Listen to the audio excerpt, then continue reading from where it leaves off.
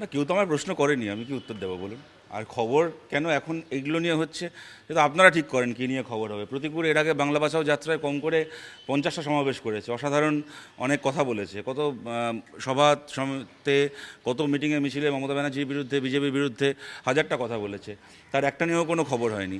এখন যখন হঠাৎ করে সিপিআইএম নিয়ে কথা বলছে তখন খবর হচ্ছে। তো যারা খবর করছেন তারা ঠিক করবেন যে প্রতিকূলের কোন কথাটা খবর হবে আর কোন কথাটা খবর হবে না।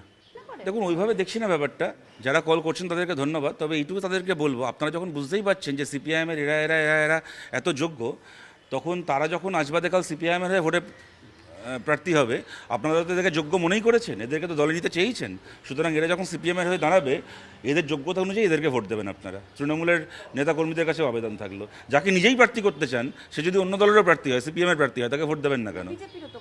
হ্যাঁ, তা বিজেপি, সুতরাং সায়নকে যদি বিজেপি এখন ফোন করে দলে চাইতে পারে, তাহলে আজ বাদে কাল যদি সায়ন বামপন্থীদের পক্ষ থেকে প্রার্থী হয়, তাহলে যেন সায়নকে ভোটটা দেয় বিজেপি সমর্থকরা। মানে ওদের নেতারাই মনে করে যে ওদের দলের লোকেদের থেকে সায়নের যোগ্যতা বেশি। দেখুন, এটা না মোকাবেলার প্রশ্ন না এটা। আপনারা এই মিডিয়াতে দু চারজন যারা আছে, যাদের খবরের কাগজে নাম বেরোয় বা কয়েকটা ভোটে প্রার্থী হয়েছে, তরুণ প্রজন্ম বলতে যদি তাদেরকে খালি বোঝা হয়, তাহলে তো সমস্যা। গোটা বাংলা জুড়ে আমাদের হাজার হাজার লাখ লাখ তরুণ কর্মী রয়েছে। আমাদের এরকম অনেক কর্মী রয়েছেন, পাশের বাড়ির মানুষ জানেন যে মাঝরাত্রিবেলা কোনো দরকার পড়লে তৃণমূলকে পাবো না, বিজেপিকে পাবো না, একে যদি ফোন করি মাঝরাত্রিবেলা আমার পাশে এসে দাঁড়াবে। রেড ভলেন্টিয়ার, যখন কোভিডের সময় রেড ভলেন্টিয়ার হয়, আমাদের গোটা বাংলা জুড়ে আমাদের রেড ভলেন্টিয়াররা কাজ করছিল। এরকম ঘটনা ঘটেছে, আমি বলছি মাইকেল দা বলে আমাদের একজন তরুণ কমরেড, আসানসোলে গোটা পরিবার মারা গেল কোভিডের সময় রেড ভলেন্টিয়ার হয়ে কাজ করতে গিয়ে। সে নিজে কোভিড আক্রান্ত হলো, তার স্ত্রী, তার বাবা, তার মা, 4জন মারা গেল কোভিডে।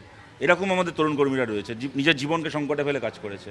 সুতরাং তাদের সিপিআইএমের প্রতি আস্থা হারানোর প্রশ্ন নেই, তাদের সিপিএমের প্রতিই আস্থা আছে যে সিপিআইএমই পারবে পশ্চিমবাংলাতে একটা সুস্থ, ভারতে একটা সুস্থ রাজনৈতিক সংস্কৃতি ফেরাতে। আর তার বাইরে দেখুন, এই সমস্ত প্রলোভন, এই কমরেড বিনয় কুমার একটা কথা বলতেন যে আমরা কমিউনিস্ট, আমাদেরকে যেরকম বাইরে এরকম অনেক কিছুর বিরুদ্ধে লড়তে হয়, আমাদের সাম্প্রদায়িকতার বিরুদ্ধে লড়তে হয়, পুঁজিবাদের বিরুদ্ধে, জমিদারতন্ত্রের বিরুদ্ধে লড়তে হয়, তেমন প্রত্যেক দিন নিজের মধ্যে লোভের বিরুদ্ধে, নিজের ব্যক্তিগত অ্যাম্বিশনের বিরুদ্ধে, হাজারটা প্রলোভনের বিরুদ্ধে লড়তে হয় আমাদেরকে। এইটা জেনেই আমরা সবাই কমিউনিস্ট হয়েছি। সুতরাং এগুলো নতুন কিছু না আমাদের কাছে।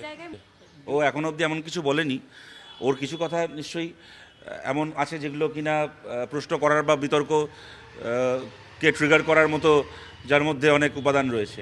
কিন্তু তার বাইরেও আমি এটা সবসময়, এর আগেও বলছিলাম, এখনও বলছি, প্রতিকূল গত 12-14, ওকে আমরা আজ থেকে চিনি না, গত 12-14-15 বছর ধরে ও যেভাবে পার্টির জন্য লড়াই করেছে, নিজের জীবনকে বিপন্ন করে লড়াই করেছে, সেটা আজকে মিথ্যে হয়ে যায় না। সুতরাং ওর ওপর সেই ভরসা আছে, নিশ্চয়ই পারবে। সবাই পেয়ারের লোক, প্রতিকূল সবচেয়ে বেশি পেয়ারের লোক।